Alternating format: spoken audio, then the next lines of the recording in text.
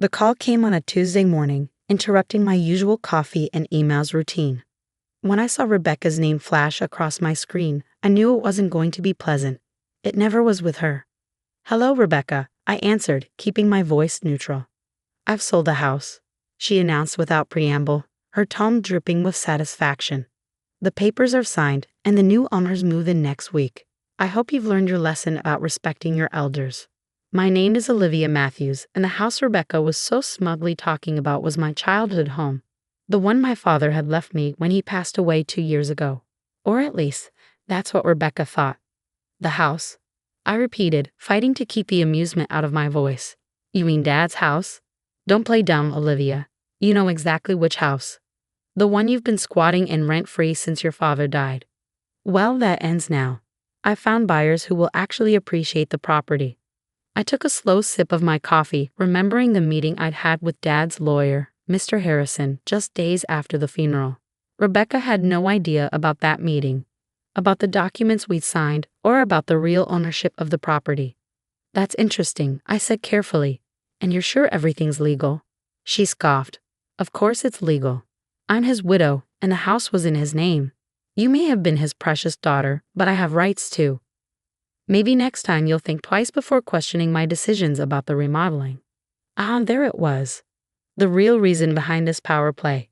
3 months ago, I'd stopped Rebecca from gutting the house's historic features, the hand-carved banisters, the original hardwood floors, the stained glass windows my father had lovingly restored over the years. She'd wanted to modernize everything, to erase every trace of the home my father had created.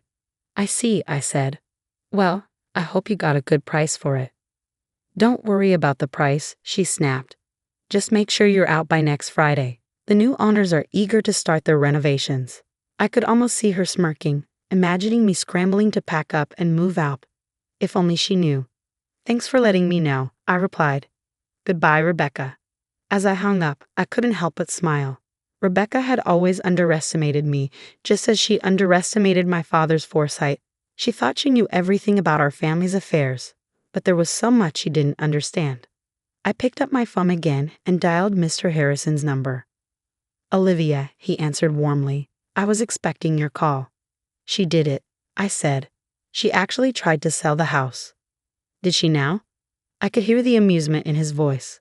"Well, this should be interesting. Would you like me to set things in motion?" "Yes, please. And Mr. Harrison, make sure the buyers understand exactly what's happening. I don't want innocent people caught in Rebecca's mess."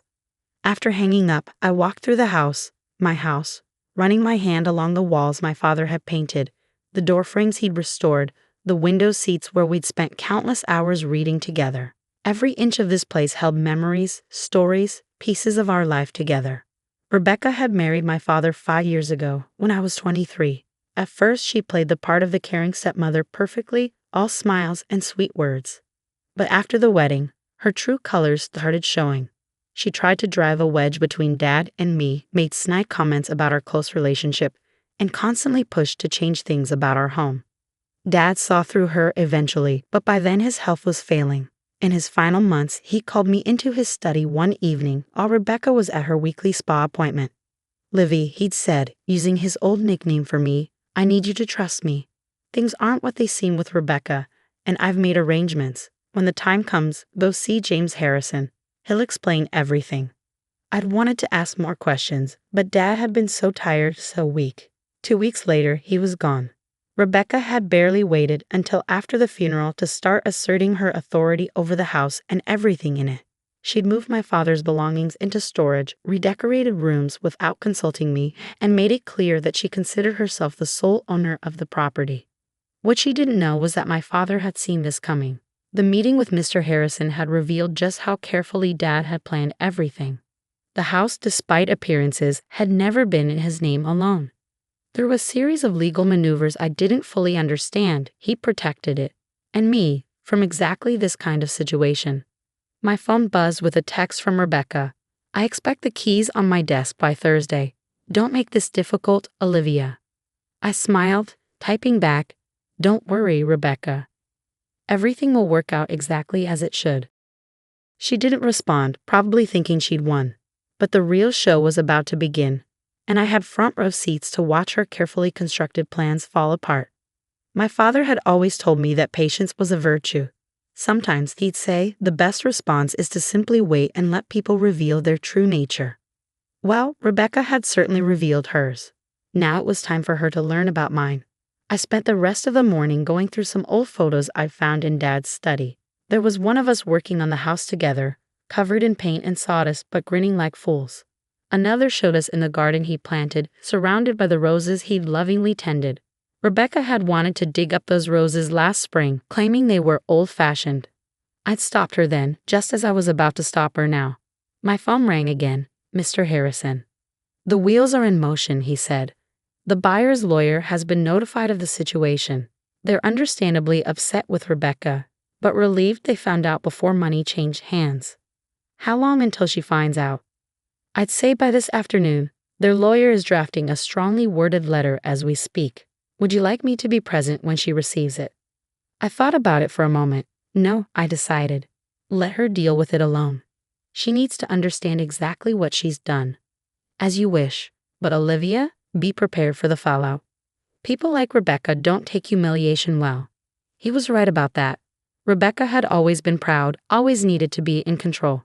Finding out that she tried to sell a house she had no right to, that she'd made a fool of herself in front of potential buyers, it would hit her hard. But then again, that was exactly the point. The fallout came faster than I expected. Around 3 in the afternoon, my phone exploded with notifications, multiple missed calls, and increasingly furious texts from Rebecca. "What AVU do you want?" The last message read, all caps conveying her rage. I was sitting in the garden among my father's roses when she pulled into the driveway.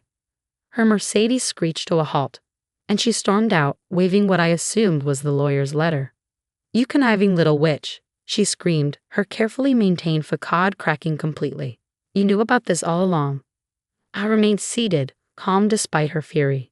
Knew about what, Rebecca? Don't play innocent with me. She thrust the letter in my face. "The trust, the property transfer, all of it. You and James plotted this behind my back." "No," I corrected her gently. "Dad and Mr. Harrison arranged it. I just followed his instructions." Her face contorted with rage. "Your father would never do this to me. This has to be a mistake." Actually, I stood up, brushing dirt from my jeans. "Dad did exactly this to protect both me and the house. He saw through you, Rebecca. He knew exactly what you tried to do after he was gone." She took a step back, her designer heels sinking slightly into the soft garden soil. "That's impossible. He trusted me. He loved me." "Did he?" I asked quietly. "Or did he just let you think he did?" The color drained from her face as the implications of my words sank in. My father, the man she thought she fooled completely, had outmaneuvered her from beyond the grave. The house was never in his name. I continued, watching her process each revelation. "He transferred it to a trust years ago, long before he met you. I'm the sole beneficiary. You had no right to try to sell it." "You're lying," she whispered, but I could see the doubt in her eyes. "Check the property records," I suggested. "They're all public. Dad made sure of that too. He wanted everything to be transparent when the time was right." Rebecca's hands were shaking now, crumpling the lawyer's letter. "The buyers, they're threatening legal action. Do you have any idea how humiliating this is? Almost as humiliating as trying to throw your stepdaughter out of her own house." I countered. "Or maybe as humiliating as spending years pretending to care about someone just to get their money." She flinched as if I'd slapped her. "You don't understand anything about my relationship with your father." "I understand more than you think. Dad told me everything before he died, about the prenup you refused to sign, about the mysterious withdrawals from his accounts, about the men you met with while he was in the hospital." Her eyes widened. "He knew. He knew everything, Rebecca. He just waited, watched, and planned. Like father, like daughter, I suppose." She took another step back, her expensive suit now stained with garden dirt. "This isn't over," she threatened, but her voice lacked conviction. "Actually, it is," I replied, pulling out my phone. "I've recorded this entire conversation. Would you like me to add it to the file Mr. Harrison is building about your attempts to illegally sell property you don't own?" For the first time since I'd known her, Rebecca was speechless. She stood there, surrounded by my father's roses, looking completely lost. I'll make this simple, I said. Leave. Leave the house, leave me alone, and most importantly, leave my father's memory alone. If you try anything else, any more schemes, any more attempts to take what isn't yours, everything comes out. The affairs, the money, all of it. You wouldn't dare, she hissed. It would damage your precious father's reputation. I smiled, channeling the same quiet strength I'd always admired in Dad. His reputation can handle the truth, Rebecca. Can yours? She stared at me for a long moment, calculation visible in her eyes. Finally, her shoulders slumped slightly. Fine, she spat. Keep the house. Keep your little victory, but don't think this means you've won. I already have, I said simply. I won the moment Dad saw you for who you really are. She turned and stormed back to her car, her heels sinking into the grass with each angry step. As she drove away, I noticed she dropped the lawyer's letter in the garden. Picking it up, I smoothed out the crumpled paper. The legal language was complex, but the message was clear. Rebecca had no claim to the house, had never had any claim to it, and her attempt to sell it constituted fraud. My phone buzzed. A text from Mr. Harrison. How did she take it? About as well as we expected, I replied. But I think she's done. Your father would be proud, he wrote back. He always said you were stronger than anyone knew. I looked around the garden, at the roses Dad had tended so carefully, at the house he protected so thoroughly. He'd known this day would come, had prepared for it in ways I was only beginning to understand. Rebecca had thought she was teaching me a lesson about respect. Instead, she'd learned one about underestimating people, both the living and the dead. The weeks following Rebecca's confrontation brought unexpected changes. The house felt different somehow, lighter, as if a shadow had been lifted. I spent my evenings restoring rooms to their original state, undoing Rebecca's hasty modernization attempts. One evening, while sorting through boxes in Dad's study, I found a letter addressed to me in his familiar handwriting. The envelope was dated just days before his death. My hands trembled as I opened it. My dearest Livy, if you're reading this, then everything has played out as I expected. Rebecca has probably tried to take the house by now, and you've learned of the trust arrangements I made with James. I'm sorry I couldn't tell you everything while I was alive. Rebecca was watching too closely, and I needed her to believe she had won. You see, I discovered her true nature about a year into our marriage, but by then she had already shown her hand. The mysterious illness that landed me in the hospital? Not so mysterious after all. I had James investigate, the occasional dizzy spells, the confusion, the gradual weakening. Rebecca had been adding something to my evening tea. Not enough to kill me quickly, but enough to make it look like natural decline. I played along, let her think she was succeeding. Meanwhile, I made arrangements to protect you and everything we built together. This house isn't just a building, Livy. It's our legacy, every repair and restoration a memory we shared. I know it must have hurt, watching me seem to choose her over you those last few months. Please forgive me for that deception. I needed her to believe she had complete control so she wouldn't suspect what was coming. There's more you need to know. Check behind the loose brick in the study fireplace. I left something there for you. Remember, strength isn't always about confrontation. Sometimes it's about patience, about waiting for the right moment to act. I love you, my darling girl. Dad. I sat there for a long time, tears falling onto the letter. Everything made sense now, his distant behavior in those final months, the cryptic conversations, the way he'd insisted on having tea alone with Rebecca every evening.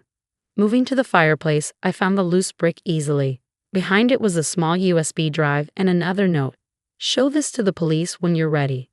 The drive contained videos from hidden cameras Dad had installed, footage of Rebecca adding something to his tea, of her secret meetings with other men, of her phone calls discussing her plans for after his death. He documented everything. My hands shaking, I called Mr. Harrison. James, I said when he answered, I found Dad's letter. And the drive. He was quiet for a moment. Are you ready to take the next step? I thought about it. The evidence on the drive was damning. Attempted murder, fraud, conspiracy. Rebecca wouldn't just lose her social standing. She faced serious criminal charges. Not yet. I decided. Let's keep it as insurance. For now, knowing we have it is enough. Your father said you'd say that.